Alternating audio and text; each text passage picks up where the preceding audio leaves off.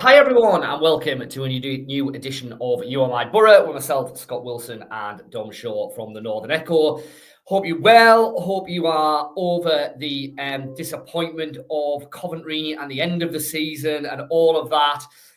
We'll do a news update probably on the vid next week. Obviously, at the moment, it's very much kind of business as you were off the back of the old vid that we did last week in terms of Michael Carrick. Obviously, still as we're recording this, on Wednesday, early afternoon, no news on contracts or retain lists or anything like that.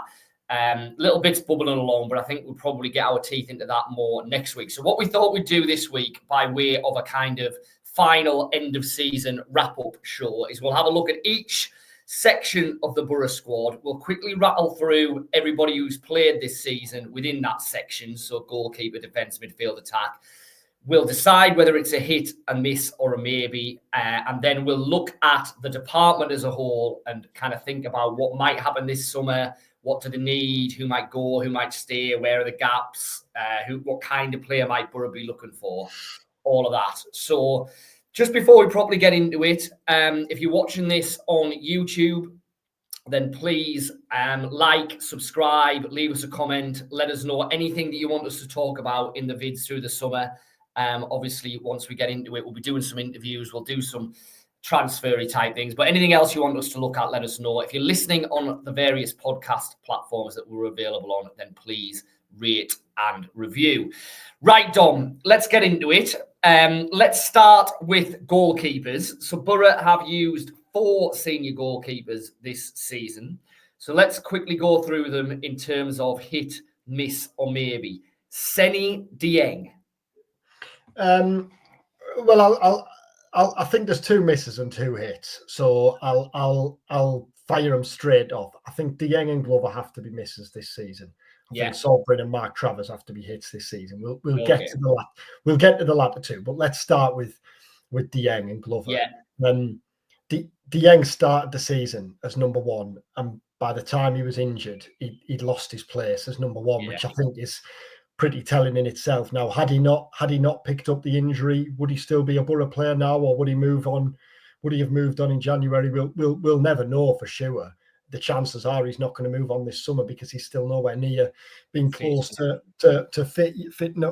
being fit yet. It was a bit of a curious one with Dieng, really, wasn't it? How he was such an established number 1 last season, but had clearly.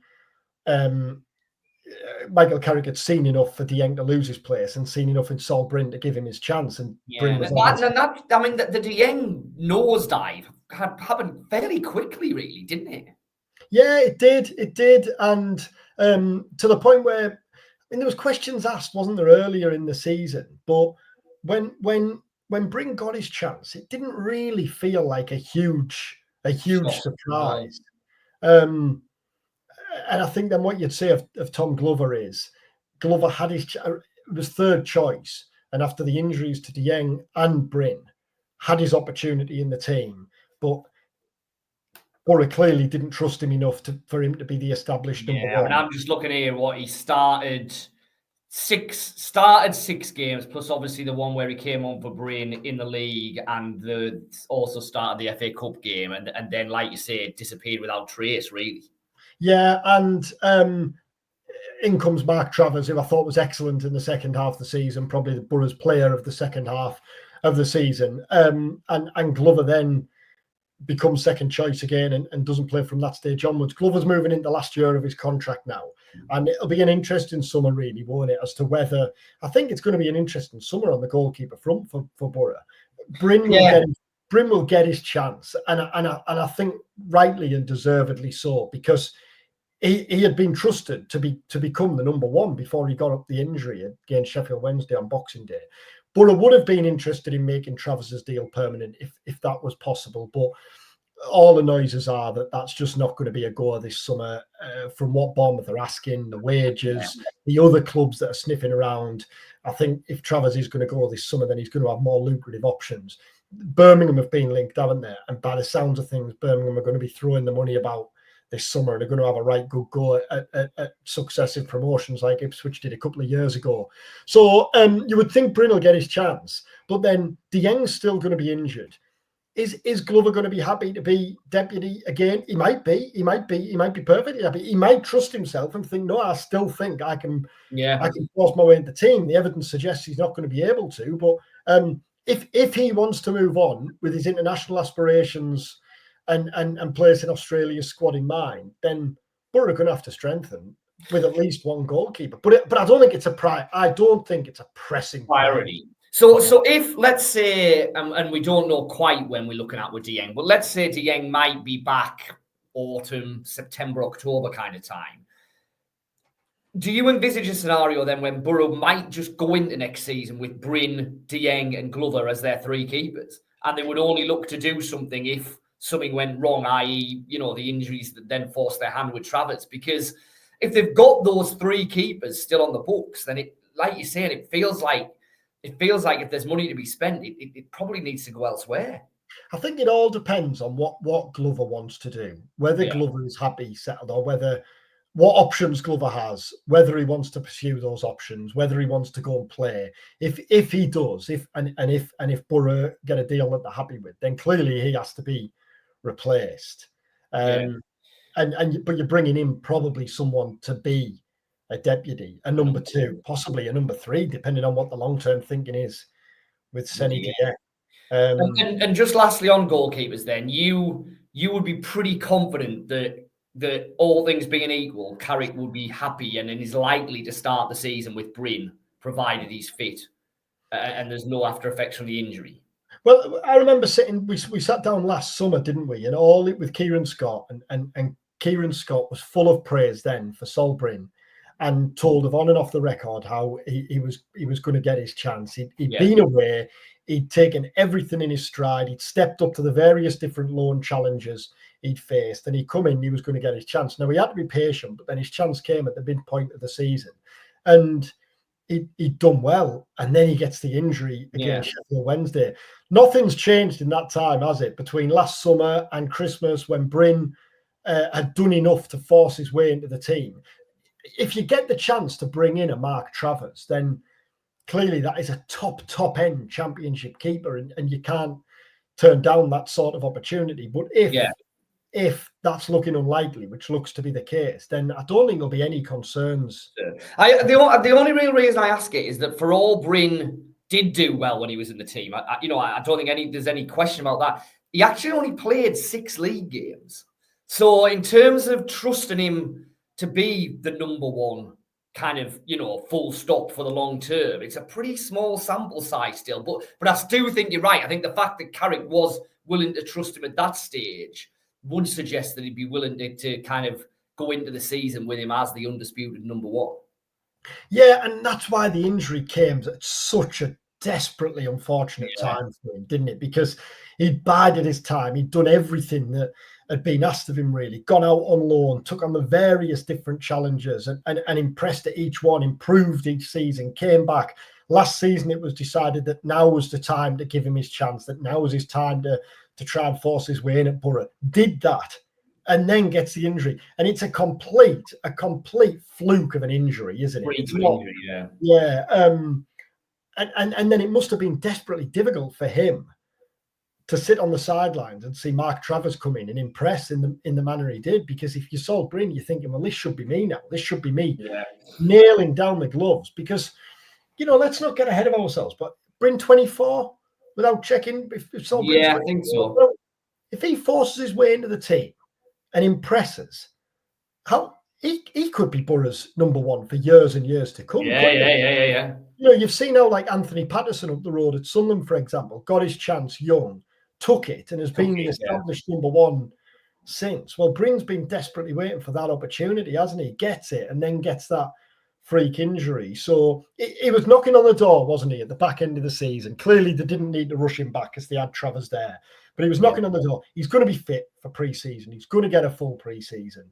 And I think it's very much right. Go on then. Shows that the gloves are yours again. Just a quick one finally to end on keepers. Zach Hemming. I was just going to say that. Yeah, went to Leyton Orient at the start of the year. That didn't work out. Went back to St Mirren where he previously had a good spell. The boss there, Stephen Robinson, loves him. He's been a huge success again. St Mirren are desperate to make it work. Hemming wants to move, has talked on the record about the fact that he's keen on it. His family love it there and is settled. I think his wife's got a job up there and has made friends up there. And Robinson says talks with Boro are quite advanced. You'd expect that to happen, wouldn't you? Yeah. Yeah, the fact that it felt at this stage last summer that there was a decision to be made between Bryn and Hemming, wasn't there? They were at fairly similar stages of their career. They'd had fairly similar loan experience. Well, Boro chose Bryn, so I can't imagine that there's anything's happened in the intervening period to really affect that. The defence then, we'll go first with the fullbacks, right backs. Yes. Luke Ayling, who started the season as the established number one, really, and Anthony Dyke-Steele, this time last year, the expectation was probably that Dyke-Steele was going to leave last summer, and Dyke-Steele ended up playing more games at right back. So I think with Ayling, it has to be a borderline miss. He's not had the same season he had the season before, had he? You know, when he came into the club, when he was in contention to be Boro's player of the season. He got all those assists in the second half of the campaign. Wasn't really like that at any point this year, was it? It felt like he kind of grew old over the course of the season. Now, maybe that's a bit harsh. That there have been injury issues, but I think if you're assessing Ayling's season as a whole, you have to say a miss. Dyke-Steele's probably a maybe because from the point for the first half of the season, it looked like Dyke-Steele was finished as a Boro player, didn't it? It was going to be a miss. He was going to be on his way out. Fair play to him. He forced his way back into the team, largely because Ayling got injured. But Carrick did have other options in that position. By the end of the season, he could have shuffled things around. He didn't. He trusted in Dyke-Steele. I'm going to say maybe. I'd be very surprised if Dyke-Steele stayed at Boro beyond the end of the season. For all that he ended the season in the side, it feels like, given his contract is going to be up next month, that's probably the end of the road for him. So those two, I would say miss for Ayling because I did think he went backwards, maybe for Dyke-Steele. And left back, it feels like so much has gone on at left back over the course of the season. Yeah.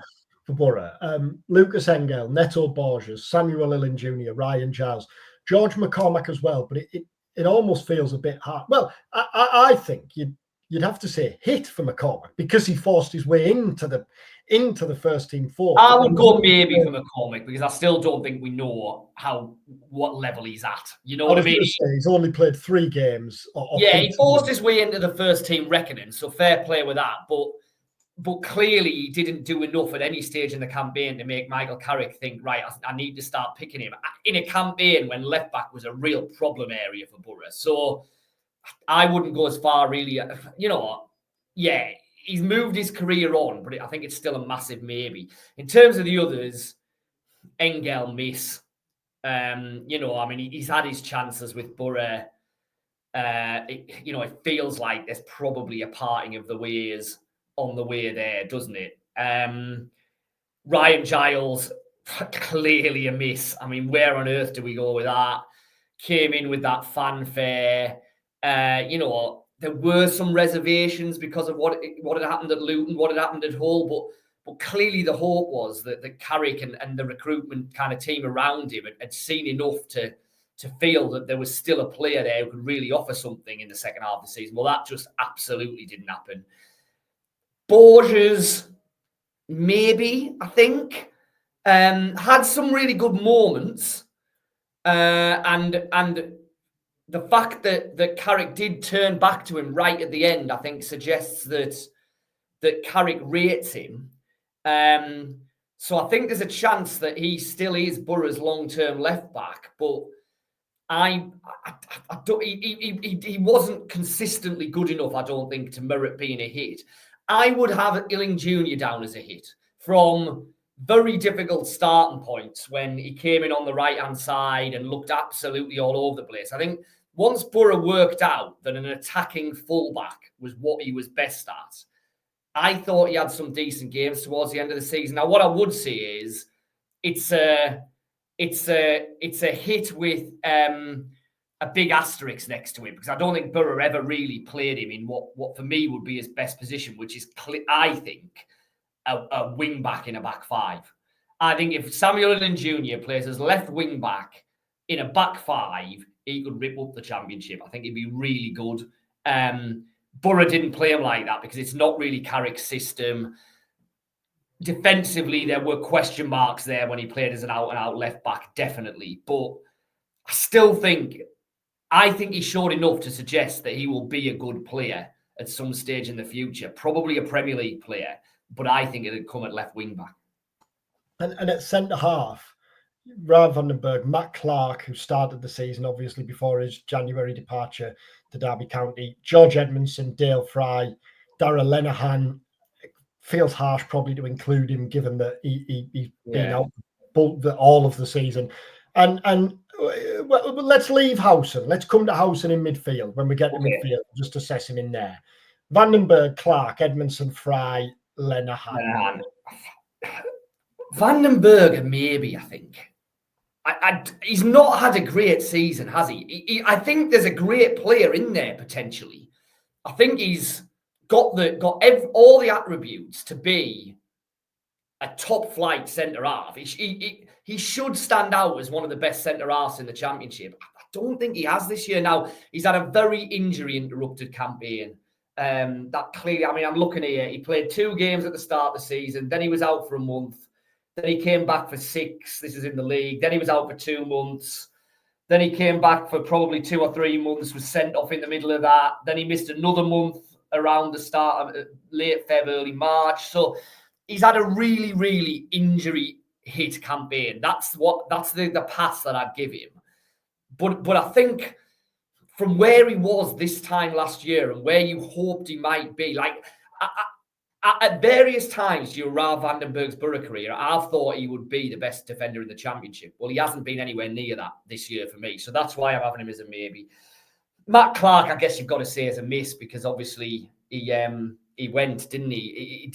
He started the season, played the first 6 games, actually scored 2 goals in the first 6 games, then was out the side, then came back for a month, but then was out and then obviously went in January. So Michael Carrick had plenty of opportunities. Now, in hindsight, was the decision to get rid of Matt Clark in January the wrong one? Given the way that the centre-half situation unravelled for Boro, yeah. Had Clark stayed, he might well have played quite a lot of football in the second half of the season. But from a purely Boro perspective, I think you've got to say a miss because the decision was made to get rid of him. Edmondson, I think, was a hit. Came in, did really well, didn't he, when he kind of first came into the club. The decision was then made to sign him permanently. And then, interestingly, pretty much as soon as that decision was made, he got an injury issue and then couldn't get back into the team. But arrived with pretty low expectations, I think it's fair to say. He wasn't a big money signing by any stretch of the imagination, was he? He wasn't a big name coming in. I thought he generally did pretty okay when he was in the side. So I'm going to hit there. Lenihan will just say as a maybe because we know he's not kicked a ball. That's through no fault of his own. I mean, where does his career go from here? Well, it's difficult. He's clearly got to really, really prove himself and prove his fitness now, hasn't he? I mean, Boro haven't given up on him. Carrick certainly didn't give up on him, did he? So, there's still a player there who could have something to offer, but you've got to say maybe in terms of his season. Dale's an interesting one. I'm going to say maybe again, and probably in the same respect as Van den Berg. There's a play. Dale Fry can be, and arguably should be, one of the standout 3, 4, or 5 central defenders in the Championship. Has he been that this year? No.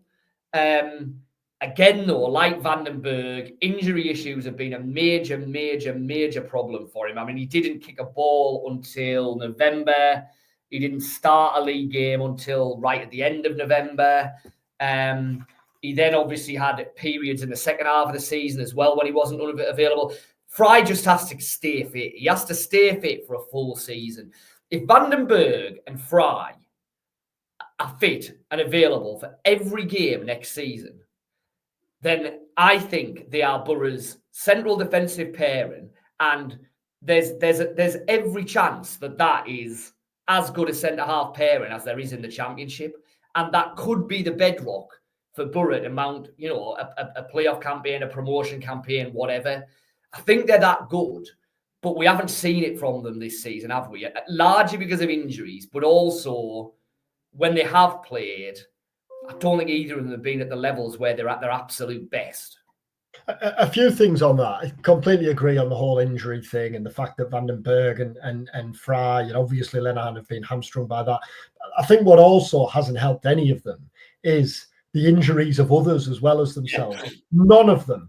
And the same can be said of the fullbacks as well, and the goalkeeper as the light shines around and through the window. Must get it lined up in this room. None of them have had the opportunity to play in a settled back four. No. And that's been a massive issue all season. Yeah. Moving forward then, for the summer, Vandenberg's the interesting one because there was inevitable interest last summer. There was clubs sniffing. There was clubs that had a nibble. Boro said no. He hasn't had the greatest season. Clearly, he hasn't had as good a season as he did in his first season. But there's still a lot of hype, understandable hype in the game around Rav Vandenberg. Well, he's still very young, isn't he? He's still very young. For all he's had this season, that's all, I don't want to say a wasted season, that's not fair, but a season where you could certainly argue his career hasn't progressed. He's still extremely young. Yeah, and he's had admirers, the high-profile admirers we know about before he came to Boro. So it still wouldn't come as a surprise if there was... No, I mean, he's going to be on the long-term watch list of clubs all over Europe, isn't he? Because of his age and, like you say, the interest that there's been in the past. The fact he is playing at championship level. He's a first-choice pick when he's available. I think it wouldn't surprise me if Boro had questions to answer on Vandenberg this summer. And we're going to get to Hackney in a minute, the same there. So what Boro do with those two in particular is going to be interesting, I think, this summer. And from what we understand in terms of the defence, Boro are looking at a right back, are looking for a right back this summer and a centre half. Right back speaks for itself. Dijksteel's future uncertain, probably likely to move on. Ayling, injury in the second half of the season. Underwhelming before that. It's clearly an area that needs addressing and will be. And centre half as well. And we did a story last week touching on the areas that Boro are going to strengthen. And I had a few questions about the centre half issue and asking why Boro want to strengthen there when they've potentially got four in Vandenberg, Edmondson, Fry and Lenihan and possibly Howson. But I think, as you said there, it's the injuries. Can you hang your hat? But I don't think you're touching it there. I don't think letting Matt Clark go in January was a mistake. I think not replacing him was a big mistake. Yeah. Boro can't take the risk again, can they? They can't take the risk of going into a season with four defenders who have had such injury-ravaged seasons in the campaign. That's the problem, because as things stand at the minute, I mean, Lenihan is a complete unknown, isn't he? We don't really know what level he's coming back at, what realistically, how much football realistic. If Darragh Lenihan is going to be the Darragh Lenihan when Boro first signed, then that maybe shifts things a bit, because if he is at that level and at that level from the word go, with no real reason to think that he's any more injury prone than anyone else in the squad, and it's not an injury that should recur or anything like that, then maybe that does change things. But at the minute, that's still a massive if, and we're not really going to know that, and Carrick's not really going to know that until we get to pre-season and he's actually back training and doing the hard yards every day, and we see how his body holds up. Midfield. Yes, I'll come on to midfield. So, so centre midfielders first. So we'll include Howson within this. So we've got Aidan Morris, Hayden Hackney, Dan Barlasser, Johnny Howson and Law McCabe. Aidan Morris, big hit. I think he's had a fantastic season. And I think it's easy to forget two things, really. A, that when he came, the initial expectation was, and he played half an MLS season or the bulk of an MLS season. Yeah, he had. Yeah. He'd been on the go for half a year. Yeah, we need to be cautious with him. We need to be careful with him. We're going to judge it on how we see him, really, and how much football we need to give him. Well, Boro couldn't leave him out the team, and how sorely he was missed when he got that injury in the November international break. That's I think right. it was. They kept him out until mid-Jan, so it was 2 months he was out for. Yeah, massive miss. And for all, I understand the frustration at the January recruitment. I think it's easy to forget just how good Boro's summer window was. Yeah. Even on the back of a disappointing season, bringing in Ben Doak, and bringing in Aidan Morris and doing it early as well, giving him the chance to settle. Morris, big hit. Hackney, big hit. I think Hackney's had a really good season. Hackney, first breakthrough season, obviously excellent. One of the standout players in the Championship. Then last season, 23-24, it was a challenging year for him, really, wasn't it? Injury, he had his injury problems. He was in and out a little bit.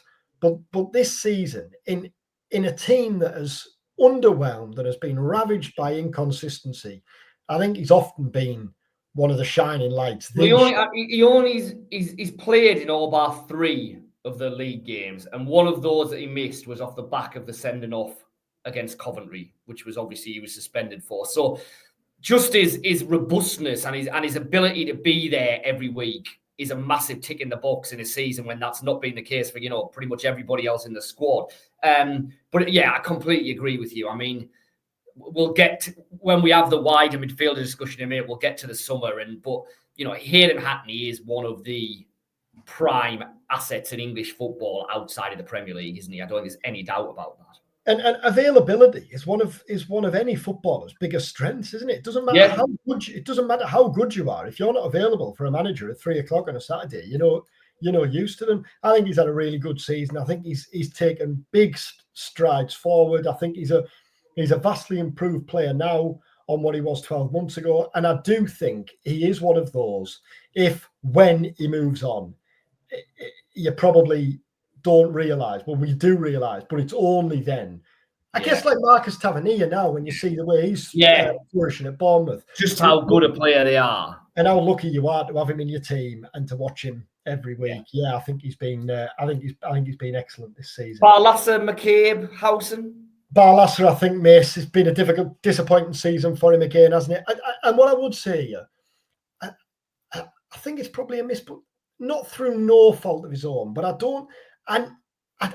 don't think he's ever been an ideal fit for Michael Carrick's midfield, for Michael Carrick's Boro midfield. So he's not a replacement for Hayden Hackney if he's out. And he's not a replacement for an Aidan Morris or a Johnny Howson if they're out. But Barlaser has had decent spells this season. I remember speaking to him at Oxford, was it, when he played well, Boro had won well. I'm pretty sure it was Oxford. Oh, the 6-2. Yeah. Boro had won well. Boro's fans were singing his name over on the far side. And he was chuffed to bits when we spoke afterwards. And he talked then about how he's learned to change his mindset to deal with maybe not playing week in, week out. And what you would say as well is, on and off the record, Michael Carrick and others around the club cannot speak highly enough of just how important Dan Barlaser is. Yeah, within the dressing room, And for all, that's not to say he's just a cheerleader, but I think that goes a long way to explaining why he's still at the club, despite his relative lack of football. Hugely important behind the scenes. There's no doubting there's a quality player there. It just has never really worked out for him at Boro. And I think you'd probably say now it's unlikely to work out. I don't think it'd be I think there's every chance he moves on this summer. I might be wrong, but I think there's every chance. It maybe you look at it as a natural parting of ways. Move on. McCabe, like McCormick, where we still don't really know what level he's at. I think the odd one with McCabe is we know how highly Michael Carrick rates him. We know how well he's thought of in the club. Given how disappointing Boro have been this season, and I know that when Morris and Hackney have been fit, they've been the nailed on too. But I think it's a surprise that Carrick hasn't given McCabe more football. Yeah. Was it it was the FA Cup, Blackburn FA Cup game? Yeah, he played in the 5-0 shambles in the Carabao Cup against Stoke, and then he played in the Blackburn FA Cup defeat. You were there, the Blackburn game. I wasn't there, but yes. I remember speaking to mates afterwards who said he was the best Boro player. Good. Yeah, he was. He was good. On a flat day, don't get me wrong, in a game where kind of both teams made all sorts of changes, and it was a bit like a reserves game, really. But I thought he did well that game. I'm like you. I am surprised he hadn't had more opportunities. Now maybe that's a reflection of the fact that, like we say, Hackney's not really missed a game. Morris missed that 2-month spell, but aside from that, has been available for every other game. So it's not like it's probably the one area of the pitch where Carrick hasn't had to be constantly mixing and matching, isn't it? I think what you would say with McCabe is Boro have got a decision to make this summer. Not not keep or sell. Clearly, he's an asset there, and you want him for the future. He could play a big part in Boro's future, but a short-term decision to make. Because what you don't want really is for Lorne McCabe to have another season next season, like he's had this season.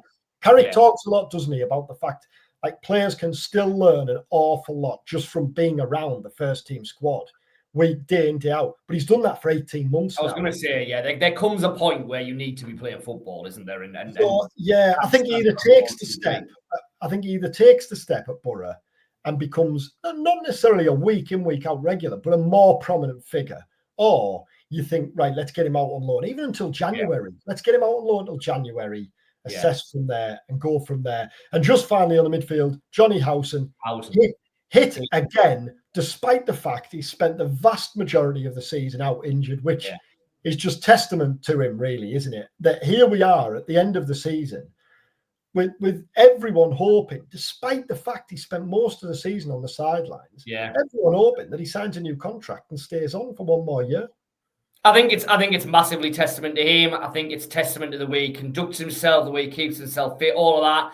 I think it's probably a reflection of how badly Boro underperformed in certain areas that, like you say, just by dint of going in and being Johnny Howson stood out like a beacon in the last month of the season. I mean, it probably says a lot for some of those around him. But in terms of Howson himself, completely agree with you. And we watch this space in terms of what's going to happen contract-wise. But I think speaking to most Boro fans, and they're certainly of the view that he has more than earned the right to have another year. And almost certainly if he has that other year, there'll be, he won't be week in, week out. We know that now, but there'll almost certainly be periods next season when Johnny Howson's versatility and ability to kind of go in at the drop of a hat will be hugely valuable. Right, so wide players in terms of midfield. So we've kind of lumped these together. So we've got I'll come with you on this. I'll come with you on these because I've trunted on for a while there about the midfielders. So I'll come with you. So wide, let's start on the right.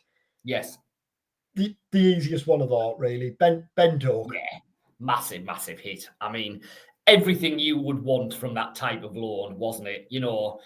An absolute game changer, but also someone who came in and showed real commitment to Boro. Wasn't here just to flounce around and be a Liverpool player and say I'm the real deal. Absolutely bought into everything Boro were about. I mean, there was a lot of reasons why Boro tailed off in the second half of the season. Had Ben Doak stayed fit, would Boro have finished in the top 6? Quite possibly. Given the feelings of all those around them that we spoke about on endless vids, and given that, in the end, Boro still didn't miss out by very much, was still in it on the last day of the season. I think if Doak stays fit, they probably finish in the top 6 because I think there's just games that Boro ran out of ideas in that second half of the season where Doak could have absolutely just sparked something from nothing. It's going to be really interesting to see where his career takes him, isn't it? Is he going to be a Liverpool first-team player next season and force his way into that side, which for all his talent is still going to be exceptionally difficult? Is the next step in his career a Premier League loan? Is he going to spend the season at a Brentford or a Brighton or a West Ham or something like that? You know what I mean? That kind of size of club, that level, and get a season of regular Premier League football under his belt. That's possible. Do Liverpool cash in? You'd be surprised, wouldn't you? Given that he just looks such an exciting prospect for the future, but the way that the PSR world works and stuff like that, you just never know. Is he going to be the next player that ends up at a Borussia Dortmund or a Napoli or somewhere like that, tearing it up? That's not out of the question. It's going to be really interesting to see where he's at. But in terms of his season at Boro, massive hit. We'll just briefly touch on him because he left in January. But Isaiah Jones, I mean, you've got to say miss because in the end he went, didn't he? And he played pretty regularly in the first half of the season, or at least he was involved in games pretty regularly. I'm looking here, probably started about half, was sub for about half. Some of those sub appearances, to be fair to him, would have been quite short.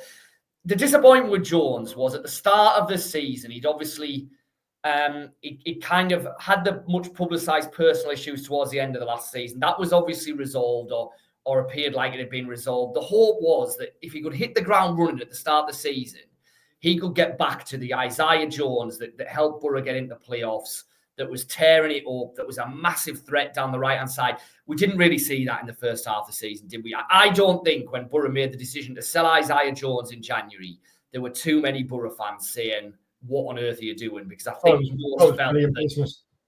most felt that the die had been cast. He'd had more than enough opportunities and it just wasn't going to happen for him. And obviously, he's going to be a League One player next season now, isn't he? That Luton haven't gone down. So it'd be interesting to see how he fares down there. But again, from a Boro perspective, this season got to be a miss. A couple of signings, one last summer, one in January. Micah Hamilton and Morgan Whittaker.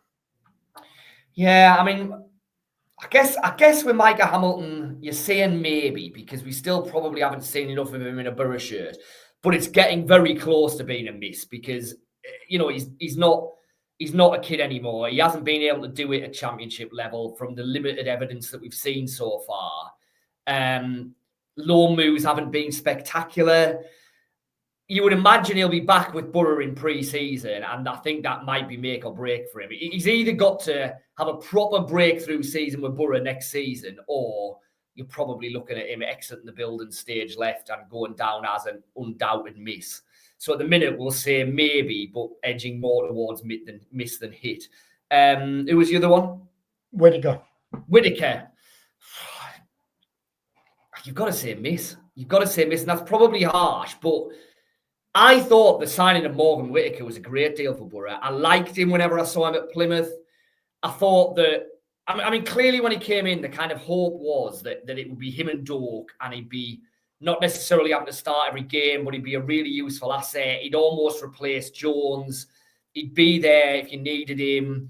Obviously, once Doak was out, the onus was then on Whittaker to step in and be the Ben Doak replacement. Now, that is incredibly hard for any player, and you can't judge him on the fact that he didn't live up to being Ben Doak.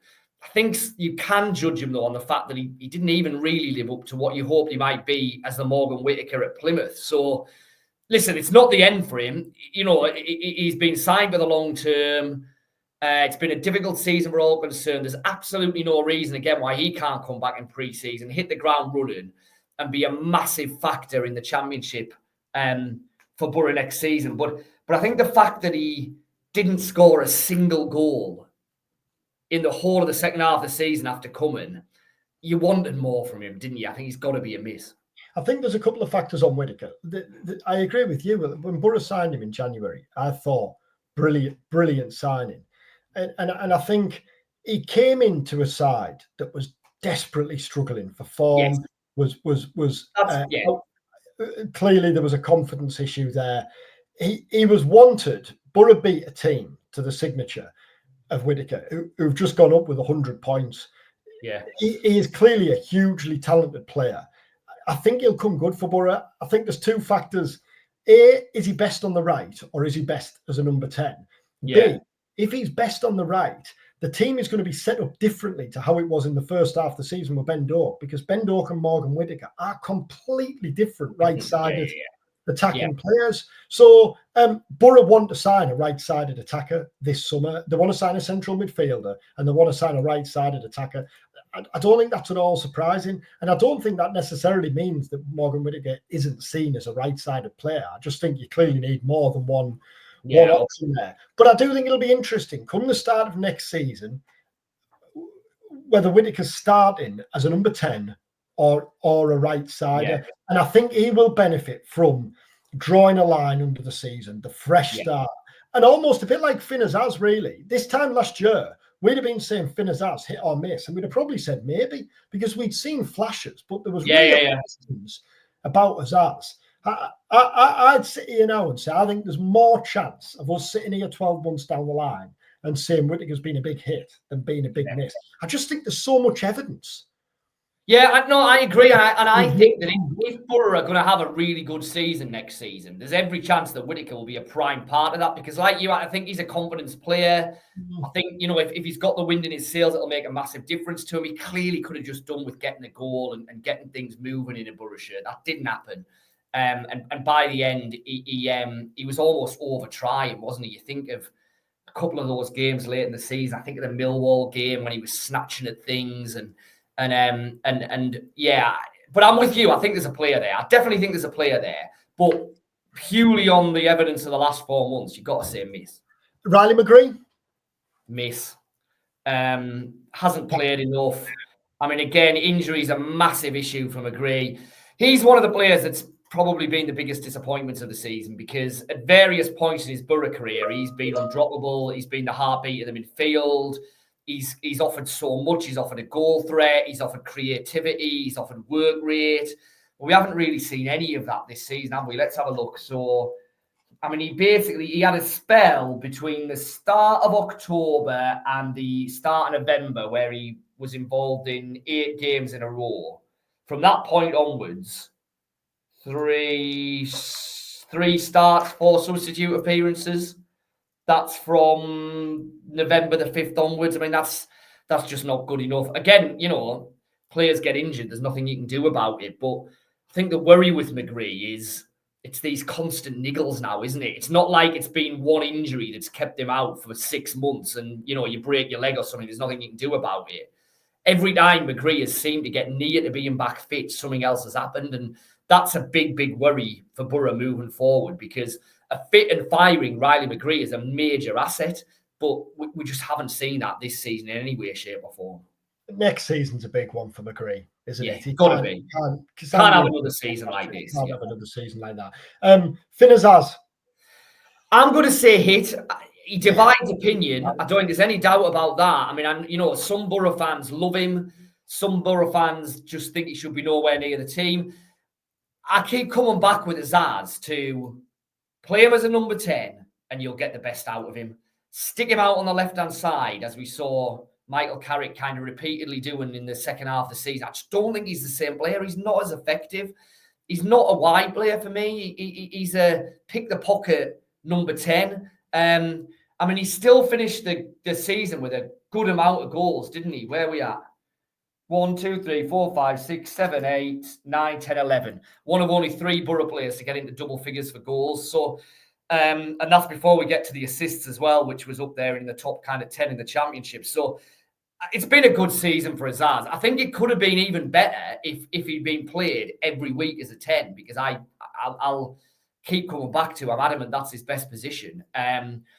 But I still think when Boro were at their best at various points of this season, it was invariably because Finn Azaz was at his best. 23 goals and assists. He was only bettered by Josh Brownhill and Joel Pirro. Well, take that out of the team. And, that's superb, yeah.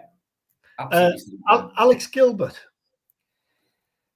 Well, you've got to say miss, haven't you? Because the back end of last season, obviously, Gilbert got into the team, didn't he? Made those handful of appearances, looked really good, looked exciting.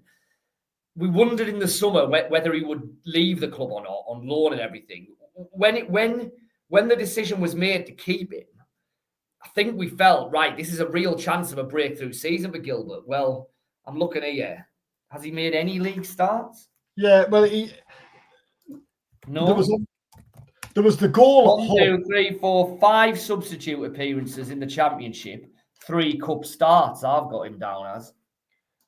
And I think that that's bitterly disappointing from where he was, where you thought he might be. He came on and scored a goal, didn't he? He scored the goal at Hull. Yeah, the winner, the last minute winner. That's right, on New Year's Day.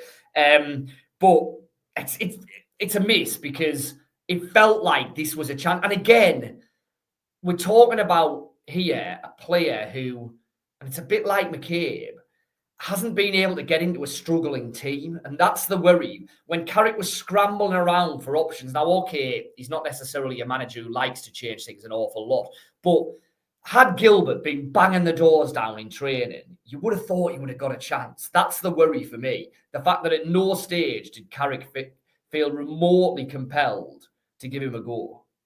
And the other thing, what you would say, is he went to Charlton for the second half of the season, and he started 2 games. Now, Charlton have been flying in the second half of the season, and Nathan Jones clearly isn't going to change things when he doesn't need to. I think they've been the form team in the division over the course of the last 15, 20 games of the League One season. But when he went there on the back of the goal against Hull, there's probably a fair few saying, should we be allowing him to go? Surely we should be seeing him having more of a go of things at Boro. Well, to drop to League One and to not play much football either. And the same can be said for Hamilton and Stockport. And it feels like a big summer for both of them, doesn't it? Forward players, we've put Force and Bergsorg. Yeah, so I'll start here. So you can have a go. So so we've got 6 effectively. So we have, if you like, the 3 out-and-out strikers: Emmanuel Latalath, Tommy Conway, Josh Coburn. And then we've got the 3 kind of support strikers, if you like: Marcus Force, Delano Bergsorg, Kelechi Iheanacho. Well, we'll start with... I can guess for one of them. Iheanacho hit. Iheanacho. Let's start with Iheanacho. Conway, massive hit, similar to Aidan Morris. And when I was talking about the success of the summer window, I think Conway's been great this season. I've really enjoyed watching him. Yeah, I think like real breath of fresh air, and not just on the pitch, but off the pitch as well. At the Player of the Year awards the other night, when a couple of weeks ago now, he had won a goal of the season for the goal at Blackburn, and he's just full of bubbly personality, isn't he? When he was interviewed by Gaz Phillipson on stage, really good, really personable, really likeable, and a big hit on the pitch as well. I keep going on about it, but was he outscored by four strikers, 4 players in the championship? Yeah, 13 league goals. And I mean, you've got to remember that up until February, he didn't start an awful lot of games at all in that first 2/3 of the season. You know, there was quite lengthy spells where he was either on the subs bench, or obviously he had little injury issues then as well. It was only really from February onwards where he was starting every game, but he still ended with 13 league goals. Big hit. Lat, I think, has to be a hit as well for the goals he scored before he left. He was clearly a miss in the second half of the season. But, and I know I've banged on about this, look at Boro's results before Lat went, before Doak got injured. Clearly, Boro would have picked up more points had they had Lat and Doak in the team in the second half of the season. But Lat was playing when Boro lost to Portsmouth. Lat was in the team when Boro gave away a 3-goal lead against Sheffield Wednesday. So I don't think it's as black and white as Boro missed out on the top 6 because he left in January. But massive hit, and regardless of how the second half of the season plays out, remarkably brilliant business for Boro to sell a player. Yeah, I think that because the fact that Boro made such a mess of trying to replace him, or kind of almost opted not to, if you like, in terms of a permanent deal, I don't think that should colour the fact that they still had to cash in. They had to take that money. I mean, you know, a championship club without parachute payments, £22.5 million, you can't say no. You just can't say no. 18 months after signing a player for £4 million. Hit. Josh Coburn, I think, hit at Millwall. Millwall are desperate to sign him on a permanent deal this summer, which I think says everything. Now, Coburn went there, first things first, really, to prove that he is durable enough to handle the week in, week out thrust of the championship. And he had a couple of injuries. One of them was desperately unfortunate. Was it a broken metatarsal? What was a broken metatarsal? Yeah, that was the second half season. But he's come back in. He established himself in a good Millwall team that finished above Boro in the championship table. I'd seen he'd missed a sitter on the final day at Burnley, but it doesn't really matter in the whole scheme of things, does it? Pleased for him, pleased for Coburn, and regardless of what happens in the summer, I think there's every chance he goes on and established himself. We'll have a full transfer vid very, very soon. But what is your gut thoughts on Coburn this summer? I think I don't think Boro will stand in his way if they can get a deal that they're happy with. That was the noise in the January, wasn't it? When Millwall were having a sniff round. Now clearly a lot of it depends on who's coming in. Boro signing a striker is a priority. Right back, centre midfield, right winger, centre forward. Signing a centre forward is probably the priority there, isn't it? You need to replace Emmanuel Latalath, clearly. And just because it's the centre forward, it's the one that's going to cost you the money. Yeah. So I think it depends there what happens, and it might be that Michael Carrick, or if it's not Michael Carrick, if it's someone else, would want to have a look at him. Clearly, if it's someone else, then that changes things because they're going to want to have a look. But even if it's Michael Carrick, I still think you probably want to have a look in the summer and just see what's changed. What's changed since we sent him away last summer? But I think it's more likely that he moves on this summer than he doesn't. And so, sorry, go on. Iheanacho, miss, massive miss. Disaster, really, of a signing, wasn't it? In the end, it's going to be one of them that goes down in Boro folklore, really, isn't it? It's going to be, what we don't need is another Iheanacho for the next decade. And I think what made it worse, or what made it more difficult, is the fact that he didn't come in to replace Latte as such, but he came in after Latte had gone. So he was seen as the direct replacement. I mean, he wasn't really, because he played his football as a number 10 and Tommy Conway was an established centre forward. And I think whoever you'd have signed up front would have had a job on the hands to displace Conway, certainly. But yeah, there's no getting away from the fact that Iheanacho did not work.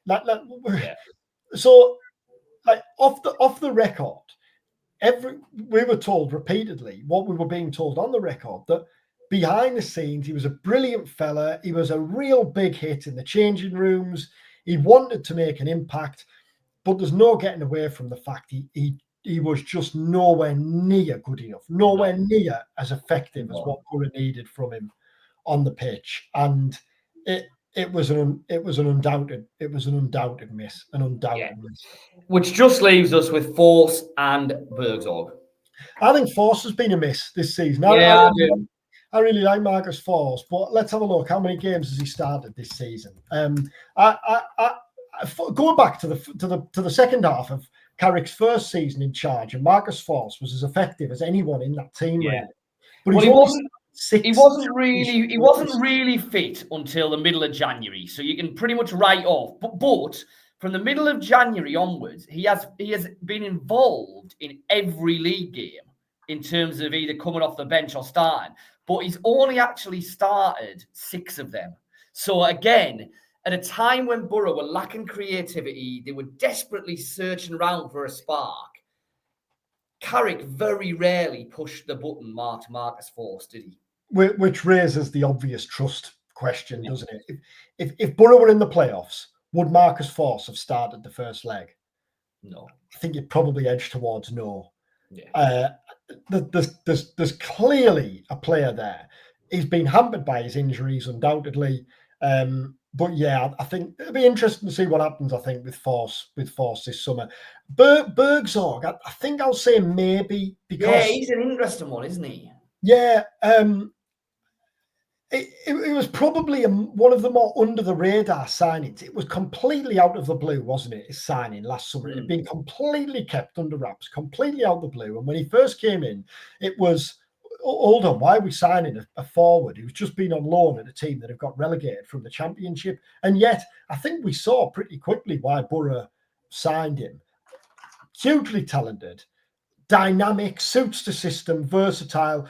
But I remember someone saying when he first signed that there's an edge to him that Boro like as well. And I think you can see that. I think you can see there's real personality there on and off the pitch. The reason I say maybe is I think it kind of underwhelming last 2 months of the season, having been probably Boro's best player in December and January. Now, I don't think it was helped by the fact that he was actually dropped and left out the team, and probably then lost the rhythm that he built up. But he never really managed to get it back again. Well, I think Bergzorg's season is summed up by, so from the start of the season to November the 9th. Now, admittedly, there was merely substitute appearances in there, but he didn't score.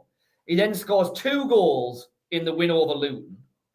He then goes more than 2 months without scoring. He then scores in 3 games in a row against Preston, Sunderland, and Sheffield United. And then he doesn't score again for the rest of the season. Now, I know goal scoring is not the be-all and end-all. And he was playing as a winger in most of those games. So that's maybe, not as cut and dry as that. But that's the very definition of streaky, isn't it? Yeah. And yet, when you were planning, if you were planning now for next season, you'd look at the squad and you'd say, Bergzorg's undoubtedly got a part to play, wouldn't he? It's undoubtedly a weapon. I think we've seen enough this season to say that he is undoubtedly a weapon for a team that wants to be competing at the top end of the championship. He needs to nail down a place, doesn't he? And you need to see consistency from him. And again, I think similar to the defence, like we said at the start, on that left side, there's been no real consistency all season. McGree's been in and out. Azaz has played plenty of football there. Bergzorg had a spell there. Ilin Jr. came in and was initially thought was going to be a left side. Micah Hamilton was playing on the left at the start of the year. Now, Hamilton is not a left winger. Again, I don't think that helped him. Like the defence, I think all of those players need to stay fit and would benefit from a spell. Yeah. Well, I guess there's two sides to that, isn't there? There's the fact that the constant chopping and changing hasn't helped any of them. And Carrick hasn't really seemed to know exactly what he wants to do there. But then I guess by the same token, in defence of Michael Carrick, none of them have made a compelling case to say you have to play me in that position in the way that Doak clearly did on the right-hand side. So in some respects, you can kind of understand why Carrick was scrambling around to a degree, because ultimately none of them were doing it 8, 9 out of 10 week in, week out, were they, or getting anywhere near, really. Well, we've chunted on for almost an hour. This has been bumper episode. I thought you were going to say there, this has been bloody boring. No, that's for the viewers. That's for the viewers. That is. So do let us know in the comments if you think this has been. No, I've enjoyed that. It's a chin wag. And you can see why, like we said there, the areas that Boro want to strengthen, that we know they want to strengthen, right back, centre midfield, and ultimately the lack of see why. The lack of too many obvious hits is really we've talked about Carrick and all of this till the cows come home, but also just Boro's key men haven't performed well enough, have they? Which is ultimately why we're not previewing a playoff final and we're talking about what's going on in the rest of the summer. We touched on it last week. It's a Sheffield United Sunderland final. Now I won't ask who Boro want to win that because the answer's obvious. But like we said, Chris Wilder. Do Boro fans want Chris Wilder to be dancing on the Wembley pitch? I don't know. I think given the prefer that to Sunderland winning, but it's a bit of a lesser of two evils type thing, isn't it, from a Boro perspective? Yeah, I think given the scenes in February, they'd prefer to see Chris Wilder dancing on the pitch than Wilson Isidore. Yes, I think that's probably fair. But as we said last week, in terms of the makeup of the championship next season, would it be better for Boro that Sheffield United get out the league? Yeah, I think so, because I think if Sheffield United don't get promoted, then there's every chance that Chris Wilder just rebuilds a very similar side next season. It'll be championship ready. It'll be a big squad. It'll be a deep squad. You know what you will get from Sheffield United next season. I think the question mark over Sunderland is if they don't go up, do they keep Joe Bellingham? Do they keep Chris Rigg? Do they keep Dan Neil? Do they keep Dan Ballard? The heart could be ripped out of that team. And Sunderland starting for another season in the championship could look very different next season. So I think just removing a team that will almost certainly be bang in there contending for the top 6, that will be Sheffield United. I'm convinced if they don't go up this time round, they'll be there next season. Sunderland might be, but there's more question marks over it. And League One's interesting as well because Wrexham are coming up with real momentum and money. Birmingham are coming up with money. And in the playoffs, you've got Wycombe, Stockport, Leyton Orient and Charlton. Who again, there's stories there. There's from a personal, funny enough, we had this discussion last night. From a purely selfish personal point of view, I would love Leyton Orient to win the playoffs because they are one of the 8 teams. It's one of the 8 grounds I've still not been to, Brisbane Road. So, and I know you haven't been either. So if Leyton Orient make it, it's going to be an arm wrestle between. I'm sure we can do. we can easily double up for a Tuesday night trip to It's Brisbane going to Road be a big game of the season, isn't it? December. Away on a Tuesday night in November. Lovely. Right, let's wrap up there as we close in on the hour mark. Thank you for watching. Thanks for listening. Get in touch, by the way, because there are clearly going to be barren weeks and quiet weeks in the weeks and months ahead before things start picking up again. So if there's anything, keep watching though. Keep watching. It's going to be good. This isn't us desperately saying give us ideas of something to talk about.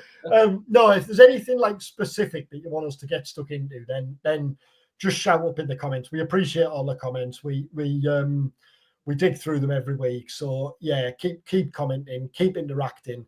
Subscribe if you haven't already. If you're listening on your podcast platforms, then rate and review. And we should have said earlier, if you've stuck with us for an hour and 20 seconds, then you value us enough to pay £5 for 5 months for all your Boro coverage on the Northern Echo. Yeah, we'll give you a medal. We'll give you a medal as well.